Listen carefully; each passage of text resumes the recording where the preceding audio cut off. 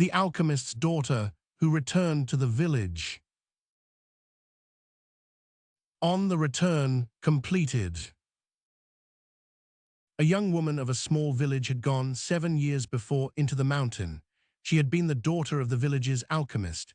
He had died when she was 16, and she had inherited his books and his tools and in some sense his unfinished work. She had read his books for 2 years. At 18, she had packed a small bag, told her mother she would return, and walked up into the mountain to a hut her father had spoken of in his last days. The hut was high. It was old. It had been used, her father had said, by alchemists of the family for 6 generations. The mountain around the hut had a particular quality of silence that her father had said was necessary for the work. She did not, when she arrived, know what the work was. She had only her father's books, his unfinished notes, his tools, and the silence. The villagers did not, in the first 2 years, expect her back. The villagers did, in the 3rd year, begin to wonder if she was alive. In the 4th year, a hunter passing the hut reported that she was there and well, and that she did not wish to be disturbed. The village left her alone. The villagers, in their daily life, gradually forgot her. New children were born, old. People died, the trade of the village continued. Her mother died in the 6th year and was buried, and the daughter in the mountain was not sent for. The village did not know how to reach her. In the 7th year, in the late autumn, she walked back down into the village. She was 25, she was carrying nothing visible. She was thin, she was very calm. Her hair, which had been brown when she left, was now streaked with grey, though she was only 25. Her eyes were the eyes of someone who had been alone with substantial things for a long time and was, somehow, not damaged by the aloneness. She walked into the village square. The villagers gathered slowly. The elder, who had been a young man when she had left, and who was now in his middle age, came forward. "You have returned," he said. "Yes. What did you find?" She did not answer immediately. She looked around the village square. She looked at the faces she had not seen in 7 years. Faces had aged. The children she had known were taller. The young men were now married. The old people were dead. The village was the same village and was also somehow different, partly because she had been gone, partly because the village had gone on without her. She said, "I cannot tell you what I found." The elder waited. "I cannot tell you," she said, "because what I found cannot be named in the language we have. The language we have is the language of the village. The thing I found is not in the village. It is older than the language. I have brought it back, but I have brought it back in myself, not in words. I cannot in words give it to you. If I tried to put it in words, I would distort it, and you would receive a distorted thing, and you would mistake the distorted thing for the truth, and I would have done you harm." The villagers did not, at first, know what to make of this. A small child, who did not know the etiquette of the village, said, "What can you do then?" She smiled at the child. "I can sit with your dying," she said.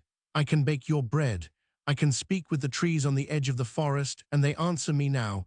I cannot turn lead into gold, which is what you might have expected an alchemist's daughter to be able to do. The lead is, in fact, lead. The gold is, in fact, gold. They are different substances with different properties, and they do not, in this world, become each other. What I have learned in the mountain is what to do with them as they are. I can sit, I can bake, I can listen to the trees. These are not, in the language of the village, alchemical accomplishments. They are, in fact, the only accomplishments. I have not in 7 years learned anything else worth learning." The villagers received this in silence. The elder said, "Will you live in the village?" "I will live in the small house at the edge of the wood," she said. "It was my mother's. I am told she died. I will live there." "Will the wood encroach on it?" She considered this. "No," she said, "the wood will not encroach on it. The wood and I have come, in the 7 years I have been in the mountain, to a certain understanding. The wood will stay where it is. The small house will stay where it is. The wood and the house will, between them, hold a small territory that is neither wood nor village. I will live there. The villagers may come if they wish." She walked to the small house. She lived there for the next 62 years. The villagers sent her in the 1st year their sick. They had not been certain she would receive them. She did. She sat with the sick. She did not in any obvious way heal them, but the sick who came to her, even those who died, died with less fear. The villagers noticed. They sent more sick. They sent, eventually, the dying. She sat with the dying held her hand. They went, with less protest, into whatever came after. She had not, in the mountain, learned how to prevent death. She had learned how to be present at it. In the 3rd year, the villagers began to send her their children. The children came, at first, with small troubles, disputes with siblings, fears of the dark, the early griefs of childhood. She sat with the children.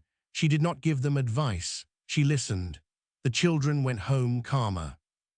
The children who came regularly over the years grew up into adults who were less afraid of their lives than other adults. The villagers noticed this too. In the 7th year, the villagers began to send her their fears. They did not know they were doing this. They came on small pretexts, a borrowed cup, a question about a recipe, a need for a particular herb, and they left, somehow lighter than they had arrived. They could not have said why. They had not, in their conversation with her, discussed any of the things they had been afraid of. The fears had simply gone to her on their own. She had not, in any visible way, taken them. They had been laid down by the visitors in her small kitchen near the fire, and the visitors had walked home without them. The small house at the edge of the wood became, over the decades, the deepest place in the village. It was not a temple. It did not have a name. The villagers did not, in their daily talk, refer to it as anything in particular. It was the place you went to when you did not know where else to go. The alchemist's daughter was the person you sat with when no other person would do. The villagers were, in the deepest sense, fortunate to have her, and they knew it without being able to articulate it. She did not ever take a husband. She did not ever have children of her own. She did not ever leave the small house, except to walk in the wood in the evenings, where the trees, as she had said, answered her. She died at 87 in her own bed on a winter morning. 3 of the villagers, who had been her closest friends in her old age, were sitting with her. She was calm. She was not afraid. She held one of their hands. She had not, in 62 years, told any of them what she had learned in the mountain. She had only, in 62 years, lived it. In her last moment, she said one word. The word was not in the language of the village. The villagers, when they tried later to recall what it had sounded like, could not. They knew only that it had been a word, and that it had been the word she had brought back from the mountain, and that she had spoken it once at the end, and that it had completed itself in the speaking. She was buried in the wood at her request. The wood, after her death, encroached very slowly on the small house. Within 20 years, the house was overgrown. Within 50, the house was gone. The villagers did not, after the 3rd generation, remember where it had been. But the village was, after her, different. The villagers in the generations that followed were less afraid. The dying died with less fear. The children grew up with less fear. The marriages held more easily. The villagers could not have said why. They had inherited something from the alchemist's daughter that they could not have named, but that was, somehow, in their bones, in the soft place behind their breastbones, in the way they spoke to each other in the late evenings. She had brought the gold back from the mountain. The gold was not, as the alchemists had said it would be, a metal. The gold was a way of being among the living. It had passed from her into them, slowly, over 62 years, by no method anyone had been able to identify.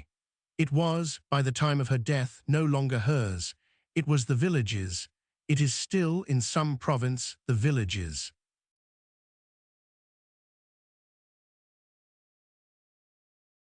The alchemist's daughter comes back from the mountain with nothing visible. She cannot turn lead into gold. She can sit with your dying. She can bake your bread. She can speak with the trees. These are the only accomplishments. She lives in a small house at the edge of the wood. The villagers send her there. Fears, and the fears go to her on their own. She does not heal them. She does not teach them. She lives. The gold passes from her into them over 62 years. The gold was never a metal. The gold was a way of being among the living.